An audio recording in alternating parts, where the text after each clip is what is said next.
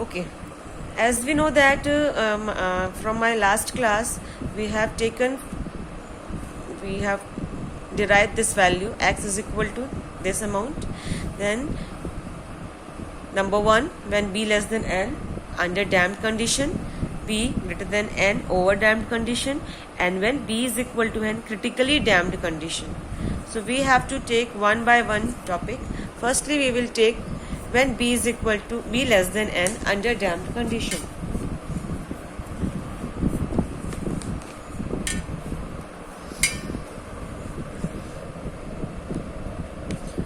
When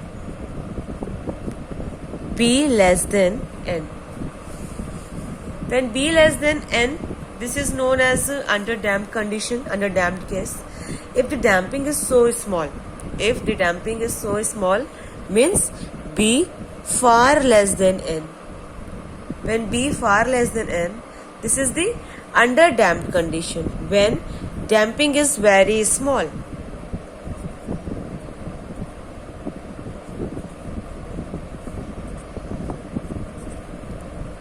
Damping is very small. It means b is far less than n. So the value of b is, as we know that r upon m is equal to 2b. Okay, so b is equal to r upon 2m, and n, what is the value of n? The n square is equal to k by m.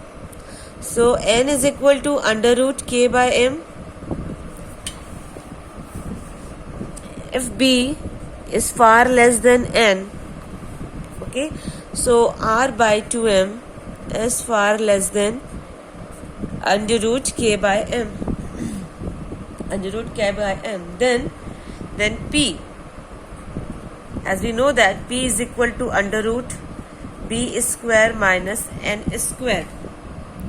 B square minus n square. Just see here, from my last class we have calculated the value of p. P is equal to under root b square minus n square, and here this is the equation of motion. So here d square x by dt square plus r by m dx by dt plus k by m is x is equal to 0. Here the value of n square is equal to k by m. So n square is equal to k by m, and 2b is equal to r by m. Okay. So p is equal to b square minus n square under root. Just because damping is very small, it means b less than n. So b is the small quantity. So if b is the small quantity, so this equation will be imaginary. Okay. So what will we take?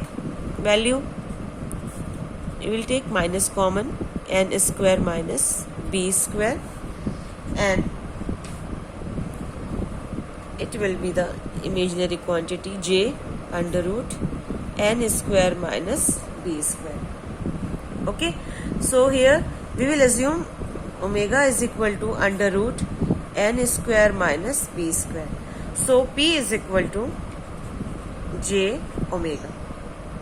Okay, where omega is the n square minus b square.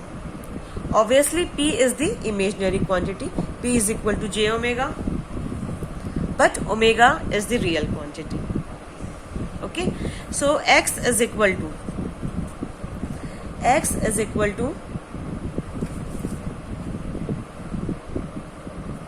e raised to power minus bt a1 e raised to power pt plus a2 e raised to power minus pt. Okay, so what is the value of p? Is equal to j omega. So we will put here x is equal to e raised to power minus bt, a1 e raised to power j omega t plus a2 e raised to power minus j omega t. Clear? Now, the e raised to power j omega t, the value of e raised to power j omega t,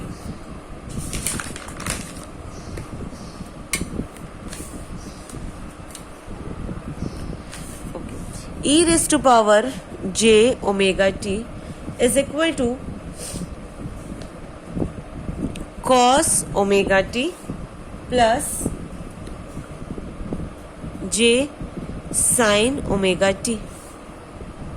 Okay, and e raised to power minus j omega t is equal to cos omega t minus j sin omega t. Okay, then we will put this value in this equation. We will put the value of j omega t e raised to power and here minus j omega t.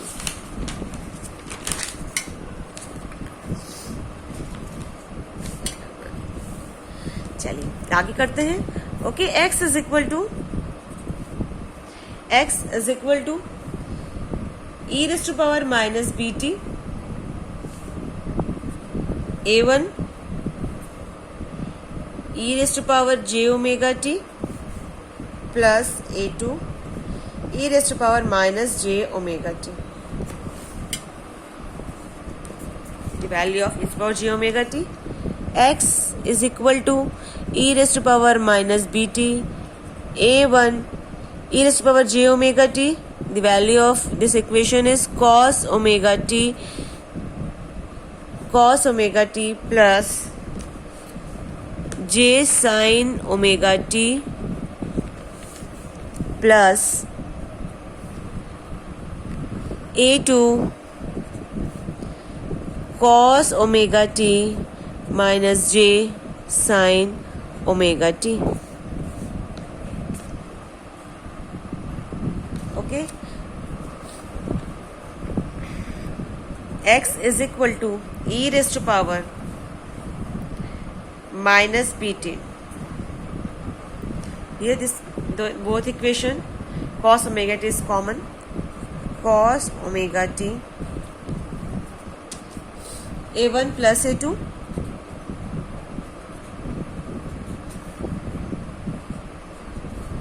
plus a2 plus j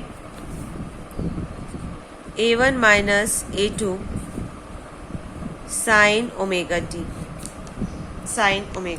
Okay, so where x is a real quantity, so a1 and a2 and j a1 and -2, a1 plus a2 and j a1 minus a2 must also be real.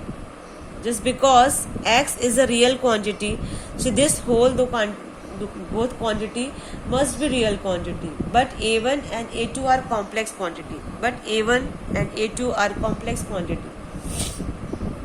Therefore, if we assume that a1 plus a2 is equal to a0 sin phi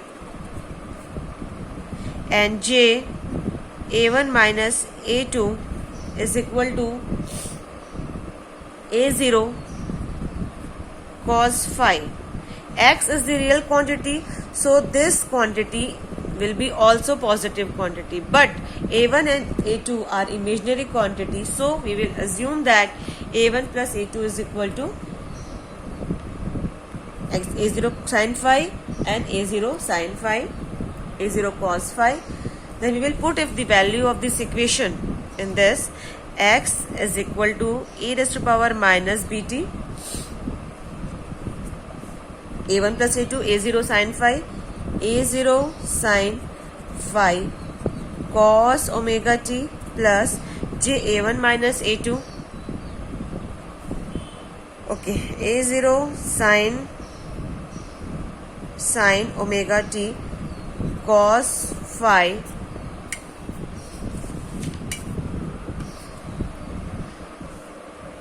then we will get x is equal to a0 e raised to power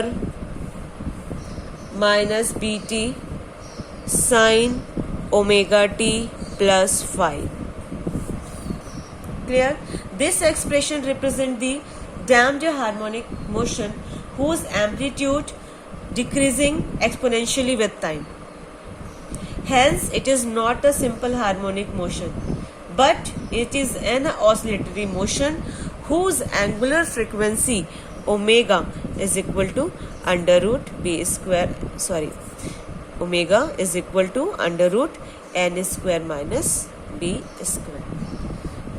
Here k by m minus r square upon 4m square. Okay, the time period t is equal to 2 pi by omega is equal to 2 pi under root n square minus b square.